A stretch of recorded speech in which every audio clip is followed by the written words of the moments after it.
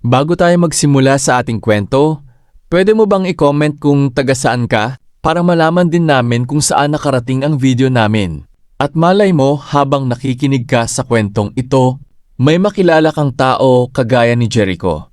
Bukod sa masipag at matiyaga, mapagmahal pa sa kanyang mga magulang.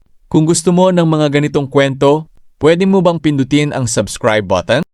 At isabay mo na din ang maliit na kampana para ma-notify ka sa mga bago ko pang upload. Salamat po! Sa isang maliit at liblib na barangay sa probinsya ng Nueva Ecija ay nakatira ang mag-anak nila, Mang Ricardo at Aling Elena. Sila ay mahirap, napakahirap. Ang kanilang bahay ay yari lamang sa kawayan at pinagtagpi-tagping yero. Kapag umuulan ng malakas ay tumutulo ang bubong. Kapag tag-init naman ay parang pugon sa loob ng bahay. Mayroon silang isang anak. Ang pangalan niya ay Jericho. Mula pagkabata ay alam na niya ang hirap ng buhay. Hindi siya lumaki na maraming laruan. Hindi siya lumaki na may sariling kwarto. Hindi rin siya lumaki na may bagong damit tuwing pasukan. Ngunit lumaki siyang may pangarap. Malaking pangarap. Anak, pasensya ka na kung ito lang ang kaya namin. Madalas sabihin ng kanyang ina. Ngumiti lamang si Jericho. Ayos lang po, Nay. Balang araw, yayaman din tayo. Tuwing umaga ay pumapasok si Jericho sa paaralan. Ngunit tuwing gabi, nagtitinda siya ng sampagita. Bit-bit ang maliit na basket. Naglalakad siya sa mga terminal, sa simbahan, sa mga kalsada. Minsan ay alas 10 na ng gabi bago siya makauwi.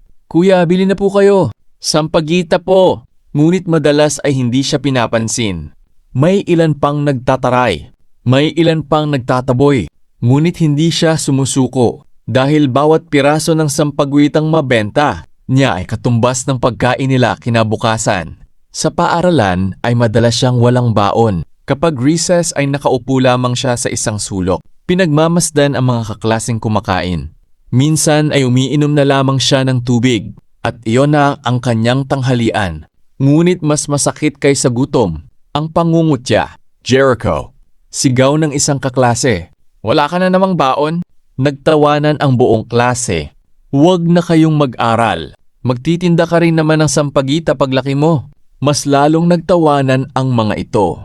Ngunit hindi sumagot si Jericho. Tahimik lamang siyang nagbukas ng libro at nag-aral. Isang gabi ay nakita niya ang kanyang ama na umiiyak. Tahimik itong nakaupo sa labas ng bahay. Tay, nagulat si Mang Ricardo. Wala ito, anak. Ngunit nakita ni Jericho ang mga luha nito. May problema po ba? Napabuntong hininga ang ama. Naiisip ko lang, hanggang kailan tayo magiging mahirap? Natahimik si Jericho. Pagkatapos ay hinawakan niya ang kamay ng kanyang ama. Tatay, balang araw, bibili ako ng malaking bahay para sa inyo. Napangiti si Mang Ricardo. Hindi niya alam na ang simpleng pangakong iyon ay magiging katotohanan. Dumating ang panahon na nagkasakit si Aling Elena. Kinapos sila sa pera. Halos wala silang pambili ng gamot. Naisip ni Jericho na tumigil muna sa pag-aaral. Ngunit tumutol ang kanyang ina. Huwag na huwag mong gagawin iyon. Nay, pero hindi. Ang edukasyon mo lang ang makakapag-ahon sa atin. Umiyak si Jericho. Lumipas ang mga taon. Marami ang nagulat, lalo na ang mga dating nangungutya.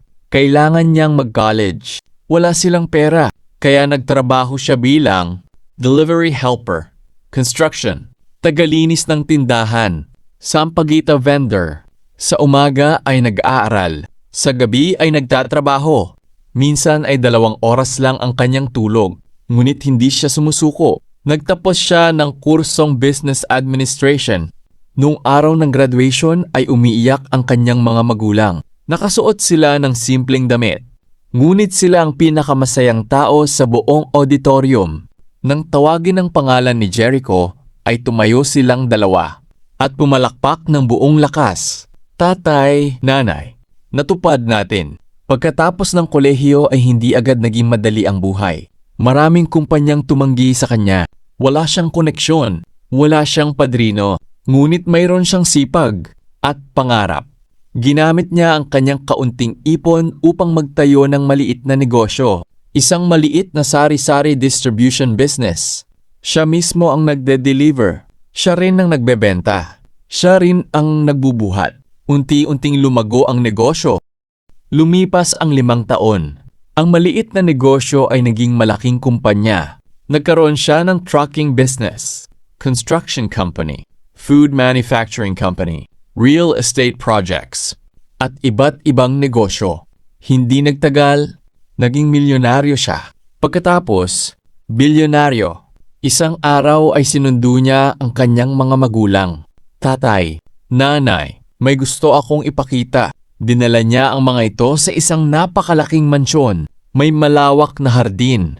May swimming pool. May mga mamahaling sasakyan. Napatakip ng bibig si Aling Elena. Anak, kaninong bahay ito? Ngumiti si Jericho. Inyo po. Napaluha ang dalawa. Hindi sila makapaniwala. Mula sa bahay na tumutulo ang bubong, ngayon ay nakatira na sila sa isang mansyon. Mula sa pagiging ordinaryong magsasaka at labandera, tinatawag na silang Don Ricardo at Doña Elena ng mga tao sa kanilang lugar. Minsan ay nakasalubong niya ang mga dating nangungutya sa kanya. Ang ilan ay walang trabaho. Ang iba ay nahihirapan sa buhay. Lumapit ang isa sa kanila. Jericho, naaalala mo pa ba kami? Ngumiti siya. Oo naman, pasensya na sa mga ginawa namin noon. Ngunit wala siyang galit. Matagal na niya iyong pinatawad. Makalipas pa ang ilang taon. Si Jericho na ang pinakamayamang tao sa kanilang bayan. Mayroon siyang mga gusali, mga kumpanya, mga pabrika, at libu-libong empleyado. Ngunit sa kabila ng kanyang tagumpay, hindi siya nagbago. Hindi niya kinalimutan ang mga araw na nagtitinda siya ng sampagita. Hindi niya kinalimutan ang gutom. Hindi niya kinalimutan ang kahirapan. At higit sa lahat, hindi niya kinalimutan ang kanyang mga magulang. Sa isang gabi, habang nakaupo sila sa balkonahe ng kanilang mansyon, pinagmasdan ni Jericho ang kanyang mga magulang. Nakita niya ang kanilang masasayang ngiti at naalala niya ang batang minsang walang baon, ang batang pinagtatawanan, ang batang nagtitinda ng sampagita sa gabi. Napangiti siya dahil napatunayan niya sa buong mundo na mali sila, na ang kahirapan ay hindi hadlang sa tagumpay, na ang sipag, tiyaga at pananampalataya ay kayang magbago ng buhay, at ang batang minsang walang-wala ay naging isa sa pinakamayamang tao sa kanilang lugar. Ngayon, masaya silang namumuhay na magkakasama sa iisang tahanan. Hanggang dito na lang ang kwento ni Jericho. Ang aral ng kwento ay, huwag kailanman maliitin ang isang taong nagsisimula sa ibaba. Dahil sa pamamagitan ng sipag, tiyaga at determinasyon, ang isang batang nagtitinda ng sampagita ay maaaring maging hari ng negosyo balang araw. Maraming salamat sa pakikinig. Please like, share, and subscribe.